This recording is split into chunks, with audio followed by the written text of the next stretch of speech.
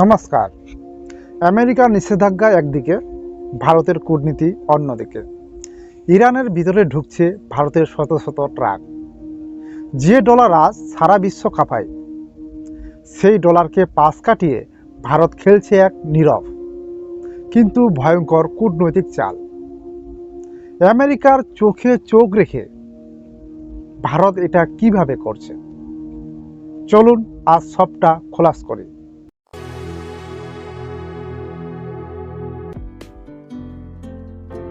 গল্পটা শুরু হয় ইরানের ভেতরের বাস্তবতা দিয়ে। দাম আকাশ ছোঁয়া, কাজ নেই, মানুষের জীবন প্রায় নরক। এই খারাপ অবস্থার সুযোগে আমেরিকা চাপ বাড়ায়, নতুন নিষেধাজ্ঞা আরও কড়াকড়ি। ঠিক তখনই ভারত নেয় এক বড় সিদ্ধান্ত। ভারত বলে, বন্ধু বিপদে পড়লে চুপ করে থাকা যায় না। শুরুতে ভারত গিয়েছিল নিজেদের নাগরিকদের উদ্ধার করতে, কিন্তু এখন চিত্র বদলাচ্ছে। এখন দেখা যাচ্ছে শত শত ট্রাক মাল ভর্তি ইরানের দিকে এগোচ্ছে। আমেরিকা হুমকি দেয়, যারা ইরানের সঙ্গে ব্যবসা করবে তাদের বড় জরিমানা হবে। কিন্তু অবাক করার বিষয়, এই ট্রাকগুলো আমেরিকা আটকাতে পারছে না। কেন পারছে না? কারণ ভারত এবার এমন এক পথ বেছে নিয়েছে যা কেউ ভাবেনি। আসল খেলাটা লুকিয়ে আছে একটি শব্দের ভেতরে।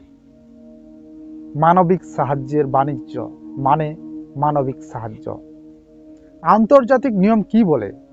খাবার, ওষুধ, জীবন রক্ষাকারী সরঞ্জাম এইসব পাঠালে নিষেধাজ্ঞা লাগে না, জরিমানাও নয়।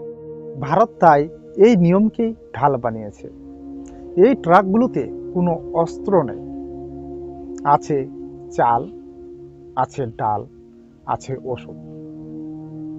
এবার আসি আরো বড় জায়গায়, ডলার।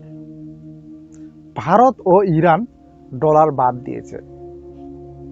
তারা চালু করেছে রুপিতে লেনদেনের ব্যবস্থা, মানে লেনদেন হবে রুপিতে। কলকাতার ইকো রাষ্ট্র আয়ত্ত ব্যাংকে খোলা হয়েছে বিশেষ অ্যাকাউন্ট। এর ফল কি? আমেরিকার ডলার প্রভাব সরাসরি চ্যালেঞ্জের মুখে। ভারত পরিষ্কার বলেছে, জাতীয় স্বার্থে কোনো পরাশক্তির হুকুম মানব না, নিজের শর্তে বাণিজ্য।